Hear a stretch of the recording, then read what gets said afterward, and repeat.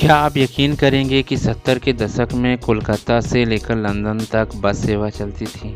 शायद ही कोई अब इस पर यकीन करे कि इतनी लंबी यात्रा कभी बस में होती रही हो, लेकिन यही सच है। सिडनी की Albert tour and travels company इसे संचालित करती थी। ये बस सेवा करीब 1973 तक जारी रही, इसके बाद बंद हो गई। इसका रूट भी बहुत दिलचस्प था। इस बस के जाने का दिन पहले से तय होता था और लंदन पहुंचने का दिन भी। भारत से लेकर लंदन तक ये कई देशों से होकर गुजरती थी। अल्बर्ट ट्रैवल्स की बस सेवा के बस का रूट इंग्लैंड, बेल्जियम, पश्चिमी जर्मनी, ऑस्ट्रेलिया, यूगोस्लाविया, बुल्गारिया, तुर्की, ईरान, अफगानिस्तान, पश्चिमी पाकिस्तान से होता हुआ भारत पहुंचने का दावा करता था। भारत में बस का रूट नई दिल्ली, आगरा, इलाहाबाद, बनारस होते हुए कलकत्ता तक जाता है। रास्ते में कई जगह रुकती थी।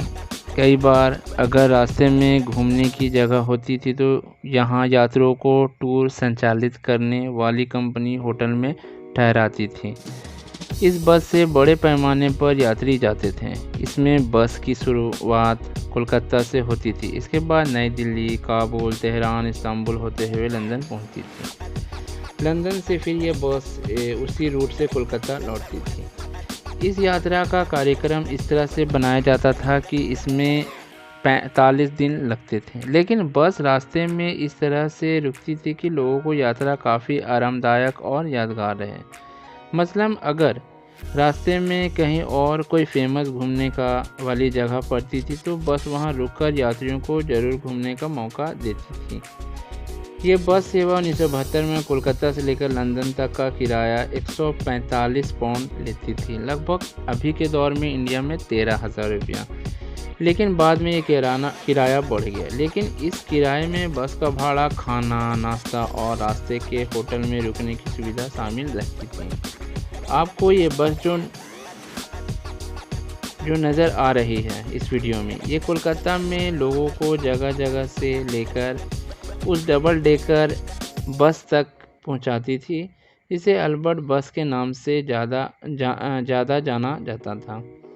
बस में चलने वाले यात्रियों के लिए ये स्लीपिंग बर्थ की सुविधा मिलती थी। खिड़की से वो बाहर का नज़ारा ले सकते थे।